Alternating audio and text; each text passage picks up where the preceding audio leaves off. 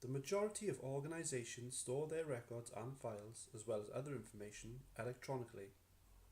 The advantages of this are huge in terms of accessibility, speed, ease of retrieval, updating, and in saving space. It is therefore important that files held are secure from loss or damage or access by unauthorised persons. The storage media that an organisation will choose to use can be broken down into three categories. Internal. This will be things like hard disks or on a network server. Removable. This includes external hard drives, a CD drive, a USB or memory stick, and memory cards. And also the internet, cloud drives.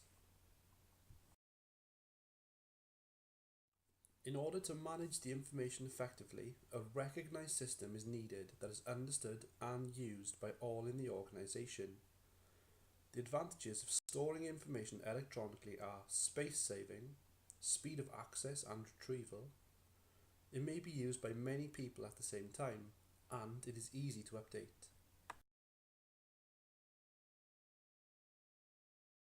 This will also help in preventing data loss, as you will be able to find files quickly by naming and storing them appropriately. Some other precautions against unexpected data loss are autosave, backing up, and write protect by changing the file's properties. Individual files can be password protected to prevent opening and modifying the file.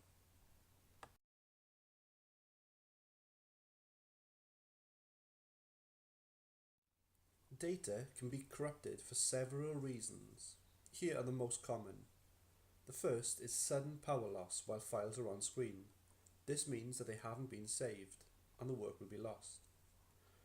Viruses are computer programs designed to corrupt, disrupt, and overload computer systems, and are introduced usually via email, internet sites, or USB pens.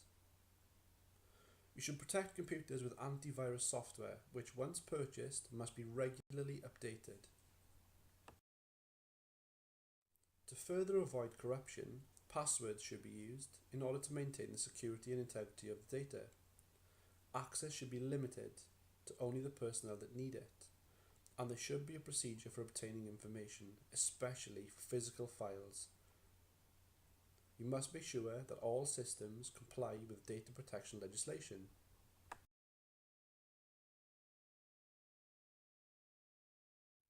Information management systems must have procedures in place to protect personal information about third parties.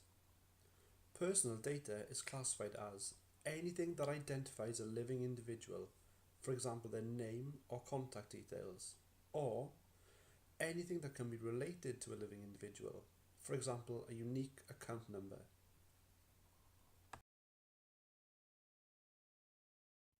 Here is a list of the principles of the Data Protection Act which must also be followed. Data must be obtained and processed fairly and lawfully. Personal data will be obtained and used for only one or more specified and lawful purpose. Data should be adequate, relevant, but not excessive. Data should be accurate and kept up to date. Data should be kept no longer than the purpose requires. Data subjects, that's the individual, have the right to access the information held about them. They have the right to prevent processing that would cause damage or distress. They have the right to prevent processing for direct marketing purposes, and the right to compensation if damage is suffered.